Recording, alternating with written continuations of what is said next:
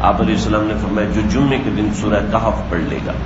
جمعے کے دن جو سورہ کہف پڑھ لے گا تو اللہ تعالیٰ اس کے لیے کہف کی ابتدائی کچھ آیات اور آخری کچھ آیات، بعضی روایت میں 3 آیات ہیں، بعضی روایت میں 10 آیات ہیں، تو اس کے لیے پاؤں سے لے کے سر تک ایک نور ہوگا۔ اور جو شخص پوری سورہ کہف پڑھ لے گا جمعے کے دن تو اللہ رب العزت اس کے پاؤں سے لے کے آسمان تک نور رکھیں گے، اور ایک جمعے سے لے کے اگلے جمعے تک اللہ رب العزت اس کو یہ نور عطا فرمائیں گے جس کے ذریعے سے یہ ہر قسم کے فتنوں سے محفوظ رہے گا۔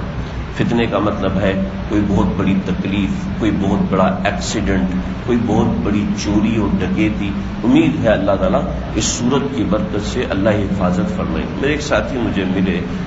بتانے لگے کہ میں جمعے کے دن سورہ کہف پڑھتا تھا، کئی مرتبہ ایسا ہو میرا ٹکٹ گم ہو گیا، میرا پاسپورٹ گم ہو گیا اور میرا موبائل فون گم ہو گیا،